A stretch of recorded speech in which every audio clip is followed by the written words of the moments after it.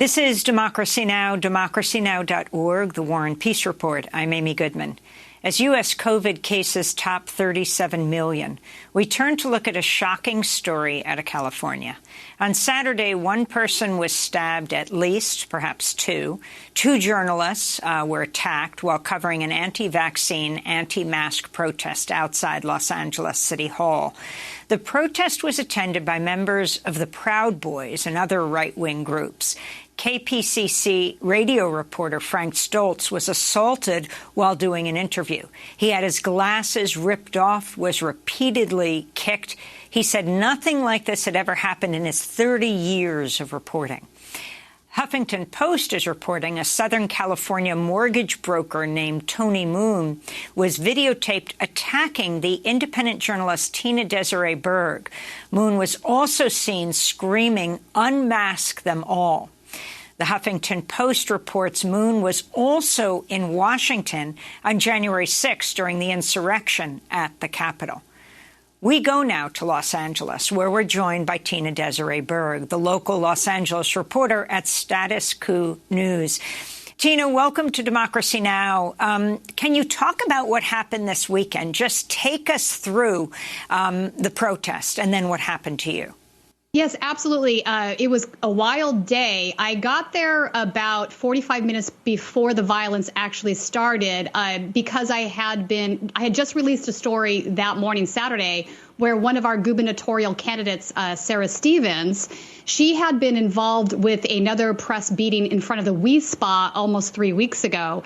I had filmed that beating, and coincidentally, the folks that did it had posted body cam footage of themselves inside the vehicle as they were leaving, and they posted it on social media. So when I saw that, I knew who had been responsible. But one of the persons in the vehicle was Sarah Stevens. She's running for governor right now. And we were able to identify her not only through her license plate, but also through video surrounding the incident where you see her on the sidewalk. So my intention that morning was to go down, since she was one of the keynote speakers, and maybe try to talk to her about what happened at We Spa 2 weeks before, because I think that's a newsworthy conversation to have if you're running for governor. But we never made it that far. So initially on the sidewalk, a group of me and other reporters were standing there. There had been some skateboarders that had been going up and down First Street and Spring Street. And they were preteens, kids. Maybe the oldest was 15, it seemed to me. I didn't videotape much of them because I generally don't videotape children. But at one point, one of the Proud Boys, his name is Benjamin Patino, came across the street and started harassing one of the skateboarders and calling them Antifa. So these guys, they have a broad brush with what they state to be Antifa. They see Antifa where there's no Antifa often, in my experience. So he started harassing one of these skateboarders, and somebody that is in Black Bloc came to this kid's defense and pushed Patino away. Patino ran back across the street, but then he came back over with Adam Kiefer, who is another Proud Boy, Tony Moon, who is an Capitol insurrectionist, and a group of other folks, and I'm not sure who all of the other ones were. And that's when you had the incident of one of them came up to me, called me BITCH, I'm not sure if we can say that, and he punched me in the camera. But I kept filming. Then Tony Moon came over, and he had been hitting another woman with his water bottle. And I tried to intervene a little bit while I was filming because I could see she had a bloody head. She had been hit in the head. And so then he started screaming, "Unmask them all." He ripped my mask off and manhandled me or shoved me a little bit. But then I kept filming. And right after that, you'll notice in the background of the video, there is a counter-protester who is pro-vaccine, who looks like he's getting beaten by fists. But it turns out that that individual had a shank of some sort in his hand and was actually trying to stab him. So that's the second stabbing. The first stabbing had happened earlier. I didn't catch it on video, but I did see the gentleman coming by from behind, walking towards the police officers, and you can see there's blood on his shirt. And then he's collapsed in the street, and they're giving him aid. So as far as I know, there's definitely two stabbings. There might be more that I didn't quite catch, but it was a very violent scene. And it's interesting to me because some of these characters, including Tony Moon, he was also incidentally at that same We Spa event where this other press member was hit on the back of the head with a lead pipe. Tony Moon was there that day also with a water bottle, and he struck a counter-protester with that. So I think it's interesting, Amy, that this is a group that has been traveling around Southern California. They've also been up in Sacramento. They have also been up in Portland, and they instigate violence wherever they go. And again, they're right-wingers. They're definitely part of the group that supported Trump, but I don't think this is solely about Trump anymore or necessarily anti-vaccine. I think that they're just latching on from one movement to the next, and they're kind of coalesced around this idea of freedom. And you'll notice that they all have these gaiters on that are covering their faces. They're not trying to prevent the spread of COVID. They're trying to stop themselves from being identified. Tell us more about the direct attack on you and how you know who Tony Moon is and that he was at the insurrection January 6th at the Capitol. Yeah, so I know who Tony Moon is because he had been at that We Spa event 2 weeks earlier. After I saw him hit the woman with the water bottle, I got online and started to research who he was. And I saw that he had been at the Capitol January 6th because he had posted video of himself on his social media showing that he had been. And there was also a clip in the Parler archive that's on ProPublica where you see him in that video. So he was definitely there. And I think it also bears mentioning that he identifies himself as Roof Korean, and that is a very racist trope that goes back to the beating of Rodney King. So he's definitely identifying himself as a group that's already radical right, racist, doing violence. So, yeah, he was there at We Spa. We looked into who he was. And then when I saw him coming up to me, I said, oh, there's Tony Moon. That's the Roof Korean guy that was at We Spa a couple weeks ago. But I will say this. He seemed much more violent and radicalized Saturday morning. I think also maybe there's a double meaning to unmask them because we were all wearing masks for protections. I had my surgical mask on. I think his idea is that not only are we unmasking you because we're anti-vaxxers and we're anti-maskers and we see this as an infringement to freedom, but also they're very vested in this idea of doxing and exposing anybody that is against, their beliefs. Now, randomly, of course, I use my real name, so there's not much to dox there. But I do think that's why he was screaming, unmask them all. It wasn't solely because of the mask to prevent COVID transmission. I want to throw to a clip of the attack on you that you yourself filmed. Hey, yo, stop it! Unmask them! Unmask them! Unmask them! Unmask them! Yeah, so the first guy that came up and punched me was not Tony Moon. It was another gentleman. He came right up to the camera. He called me the B word and hit me, backed away back where the guys were. So he absolutely targeted me for some reason. I'm not sure why that is. And then, maybe 20, 30 seconds later, Tony Moon was right there. So when he came up to me, you could tell his intention was to pull down, and he did pull it down, my mask. And I had put up my goggles at that point as well because somebody had been using bear mace.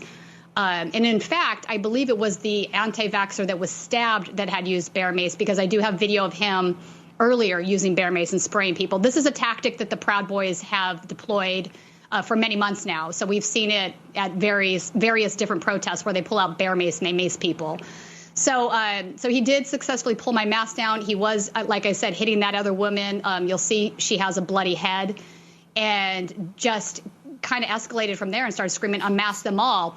And I also think it's interesting that if you look at the video, you see that they all have orange armbands on and that their water bottles are all orange. So obviously orange is a significant color for them. I don't know if they're coordinating with it, but you will see they have orange armbands. And it sort of is reminiscent of January 6th at the Capitol because that day the Proud Boys had been marking themselves with orange gaffer tape or orange beanies on their heads. And they had, at that point, Enrique Tarrio had told everybody to show up dressed not as they normally would in their Proud Boy attire, but into, sort of Antifa in disguise. And they had been marking themselves ergo with the orange color, whether it was the tape, the gaffer tape, or the beanies. I don't know that there's a crossover here with the group that was with Tony Moon, but I do think it's interesting that they all had orange armbands on. How did you personally feel when this was happening to you? I mean, this was an anti-mask, anti-vax rally. They're pulling down your mask. I was actually very concerned about in the moment because you know that these folks aren't vaccinated. I am absolutely fully vaccinated, but there's still a chance of transmission. And that's actually, I've been hit before. You know, when you're in the field covering things, it's something that sometimes happens. So this was not the first time I've been hit doing my job. But I was really concerned that they were willing to get so close to me and get into my face and pull down my mask. And they, you know, higher chance, obviously, that they're infected with COVID since they're not vaccinated. So that's actually more scary to me than being punched. I do not want to get COVID, right? So it was a violation of personal space, but I was just very focused on getting the video and staying focused on what I was filming in that moment. Tina Desiree Berg, where were the police? You were right in front of LAPD headquarters? That's right. That's right. So I think that's a significant part of the story. We were, so City Hall is stationed exactly across the street from LAPD headquarters. And where this melee happened is in the sidewalk and the street area right in front of the headquarters. The police had been there all morning. When I got there, there was probably 5 or 6 cruisers lined up with officers in them. So they were absolutely present. And I don't know what the delay was as far as, you know, not responding to what was going on. But they did not initially respond. And then track the people, some of the people that you saw there at this protest along the coast from California to Oregon to Washington.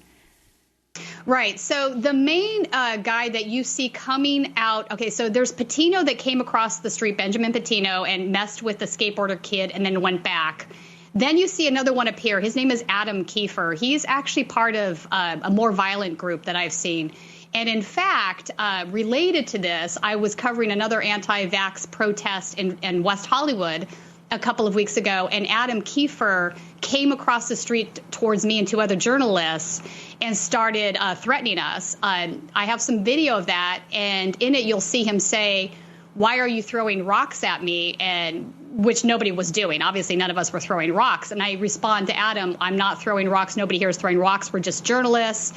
And then they ended up getting more aggressive. We ended up running into the Trader Joe's and seeking refuge in there. That they actually had to shut down the store for a few minutes until they called the sheriff's department to show up. But so I've seen him there. I have seen him in Huntington Beach. He's part of a group that's been at the Huntington Beach rallies. Those were happening every week during the run up to the general election. They were pro-Trump. He's been in Beverly Hills assaulting people. They also had weekly rallies there at the Beverly Garland Park, which is right off of Wilshire Boulevard. So I also have filmed him in Sacramento being violent, beating up people. So this is somebody that's definitely traveled around. So it's interesting to me, though, that at this point, Amy, that these guys are very dedicated to what they're doing. And I don't know that if you had asked them 5 or 6 years ago if they were anti-vaccine, that they would respond with an affirmative. I think this is just one more cause that they've picked up because they do see it as a violation of their freedoms. Tina, how does this whole protest movement dovetail with the recall Governor Newsom movement? That's an excellent question. So because they called this a freedom rally, and that was part of the equation, was that we're going to also have candidates that are running for governor here that are against Newsom. So recall Newsom is definitely gaining speed here in California. Sarah Stevens, which is the candidate that I mentioned earlier, she was involved with another Proud Boy, Aaron Simmons, at this We Spa assault. She drove the getaway car. So she's definitely tied with these guys. I was down in San Diego a couple of weeks ago trying to film Mike Pompeo was here, and he was doing a rally for Larry Elder, who is actually tracking #1 right now to win if Newsom is recalled. It was an event that was hosted by a Christian Zionist group. Jewish Voice for Peace and the Palestinian Youth Movement joined together to do a counter-protest and rally. So I went down to film that. I covered the speeches and part of the march. But when we got to where Mike Pompeo was speaking, where Larry Elders was speaking, there was a group that had set up some sort of a phony barricade in front of the street so we couldn't get further. And as you approached them, they were in much the same way you saw them menacing on Saturday. They were menacing us and egging people on, come here, very angry way. I researched some of those guys. There was one named Mike Fozano, who is also a Proud Boy. He is also a member of the American Guard, which is a designated hate group from the Southern Poverty Law Center. He was one of them. He bear maced me. He hit me, hit my phone out of my hand. And I'm sure that there were others there that I didn't see that traveled down from Orange County, what have you. But this is definitely a widespread thing here in California. And I think it's probably shocking for a lot of folks outside of the state because they see California as being a, liberal progressive state. But we do have an element of very hard right folks here. And they have become much more vocal under the Trump administration. So can you also tell us about what happened? I believe it was right at the same time as the insurrectionists were storming the Capitol, that there were local protests around the country. And the attack on the black trans woman in L.A., how this fits into the story. Her name was Berlinda. She was 25 years old. Right. She said a large group of pro-Trump supporters attacked her. That is absolutely correct. So she had, and I filmed this, I was there for that protest. My co-worker associate, John Farina, was in the Capitol shooting that day. So he was actually in the tunnel when the police officer had his head squished filming that. And I remember at the end of the day where I was, I called Jordan and I said, I just filmed a hate crime. And Jordan's like, you obviously haven't turned into what's happening in D.C. this today. And I'm like, no, is it worse? And he said, yes. As an aside, but Berlinda had just been walking down the street because she lives in the area, and they came up to her, they held her back, they sprayed her with bear mace, and the worst part of it is a group of them grabbed her weave off of her head, and one of them was holding up the weave and screaming, "This is the first scalping of the new Civil War." It was one of the most appalling things I've ever witnessed, just appalling. And she was one of two individuals that I saw bear mace that day. They did bear mace a second black individual that was walking through the park. But here's where this ties into the LAPD and where they bring their clear bias to the skirmish line. So she went up to Stabile, who is one of the commanding officers for that division, and wanted to, say, look, I was just assaulted. This is what happened. And Stabile says to her, and I have all of this on video, Stabile says to her, well, you can file a citizen's arrest. So at that point, I interrupted because I thought that was pretty appalling. I said, Stabile, that's what you do if there's no probable cause. There's clear probable cause here. We have the whole thing on video. How is this not a hate crime? And, to this day, the LAPD has not investigated this particular thing, or at least, as far as I know, brought charges in regards to this. Now, if you go to Stabile's personal social media, you will see very clearly that he is pro-Trump, that he talks a lot about Antifa and how Antifa is bad. He's definitely, making posts in regards to being anti-mask. And he's not the only one. There's another one in this division who's named Sergeant Helper. And he also has a private separate Instagram and Twitter where he posts some of the similar sentiments. So I think there's definitely a problem that's being crossed over here when you have police officers that are in command and they want to bring their personal bias to the skirmish line. They're going to, let these guys get away with a certain level of violence before they step in. And we've seen it time and time again. And I can say without equivocation, if the reverse was happening, if this was BLM activists, if this was Antifa or Black Bloc, they would be pulling their weapons and making arrests and beating people. That's just not a controversial statement. So I think it is really a problem inside the LAPD at this point. And finally, if you could elaborate on what happened in July, the Korean spa called Wi-Spa becoming a center of attacks. What's its significance and what happened? So this is a very significant part of the story because it's, again, part of the same group of individuals, right? So there had been a customer that had come into Wi-Spa, and you see a video that circulated. I think Tucker Carlson at one point picked it up. But she comes out and she claims that there's a pedophile, a trans individual in the dressing room, and that, she's worried about children, this kind of a thing. So they staged counter-protests and protests in front of Wi-Spa. Now, I did talk to the security at Wi-Spa. They do have transgender clients that attend Wi-Spa. There was no transgender clients present that day when this video was shot. So there's a general feeling, and this is also coming from the LAPD, that that's actually not an authentic video. I have not been able to verify that. That's just what I'm being told by security and what the conclusions have been thus far from the investigation. But we had a group that have now combined with these other guys, and they're very religious, right? So they were, I have video of one gal, she's screaming, "You're animals, you're going to burn in hell." There was another gentleman that had a weapon sort of fashioned. You have to see the audio or the video of this. It looks like a giant rosary where instead of the beads being very small, they're very large. They're like about an inch and a half, 2 inches in diameter. And he's hitting people with these things and screaming, "You're an abomination, you're an abomination, you're animals," so very violent and religiously motivated bigotry. And of course, now you have the second layer of these Proud Boys and these other folks, right-wingers, coming in and joining the fray and banding together with these guys. In fact, at the second protest, we saw Bay Spartan was there with them. Bay Spartan is, as you know, is somebody that's been a subject even of a Vice article. He was up in Portland wearing kind of a Trojan outfit. He lives down here in Southern California. I've seen him at many of these protests as well, hitting people. So the We Spa thing's significant, and Tony Moon was there as well. He was, again, he hit a woman there with a water bottle as well. So these two violent situations, I think, are conjoined, and also because of the Sarah Stevens element, where she was part of the lead pipe attack against Rocky Romano, who is the press member that was hit on the back of the head.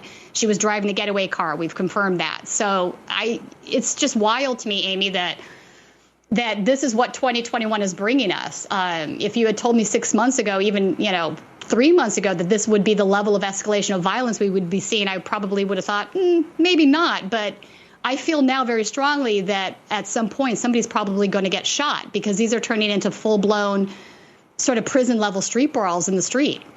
Let me finally ask you, do you think that women reporters are being particularly targeted, like yourself? Absolutely. I think that's definitely the case. I think it's either smaller men or definitely women. And in fact, I was talking with Adam Rose from the LA Press Club about this, because he's noticed there's an escalation of violence against female reporters across the board. So I do think that's true, mainly because I was hit twice in that period of 2 minutes, and the male journalists were not. Although they did go up and attack Frank later on in the day while he was doing an interview. In that first initial brawl out in the front of LAPD headquarters, they were not necessarily going after the male reporters at the same level. They were, however, punching all of the counter-protesters, male or female. Well, Tina Desiree Berg, I want to thank you for being with us. Final question. Does this deter you from going out and covering what's happening, especially among the Proud Boys? No, it doesn't. And I'll tell you why, Amy. People need to see what's going on. And if I let them control what I do, then they kind of win the conversation. That's the point of what they're doing, right? To intimidate, to stop. They don't want the press. They don't want people filming them. They don't want to be exposed for their violent actions. And so the intention of what they're doing is to try to silence me and other journalists like me from covering what they're doing. And I absolutely am not deterred from doing it. I will, however, be much more aware, take more probably safety precautions. I go out now with a full set of safety precautions now that I never did before. I never used to wear a flak vest. I never used to wear a helmet. This just didn't seem like necessary. I'm not in a war zone, right? But maybe that's the case. Maybe this is where the United States is heading right now, because I feel that these groups are becoming more radicalized as time goes by. And I think the next thing that we're going to see here, at least here in California, is sort of stop the steal California edition, right? Because if Newsom does prevail and he does not get recalled, I think we're going to see a whole host of these guys coming out and saying that it's a rigged election, that the election results are false, and it won't matter whether there's any underlying evidence to prove that. And Tina, just to be clear, since you have so much of this video and have shown it, have tweeted it out, and we've been showing it throughout this interview, was anyone arrested for attacking you? No. Was anyone arrested for bloodying the other woman? No. Was anyone arrested for the knifing? No, that's the thing. Nobody's been arrested. So I know that the LAPD is now looking for suspects in both stabbings. Apparently, this is surprising to me. They're saying yesterday during the police commissioner's hearing that they weren't aware of the second stabbing, but that they are now, and they're going to look for the attackers. But here's the thing that's troublesome about this. The attackers were there present that day, and if they had been arrested, detained, or dealt with, we'd know who they are. But now it's going to be very difficult to chase them down because they were all covered up. You can't really, it's hard to decide who these folks are because they have the gaiters up over their head. They have hats on, goggles, what have you. It's going to be very hard to identify them. So waiting to follow up on these acts of violence is very detrimental to the investigation. Tina Desiree Berg, local Los Angeles reporter at Status Coup News. This is Democracy Now!, democracynow.org, The War and Peace Report. I'm Amy Goodman. Thanks for joining us.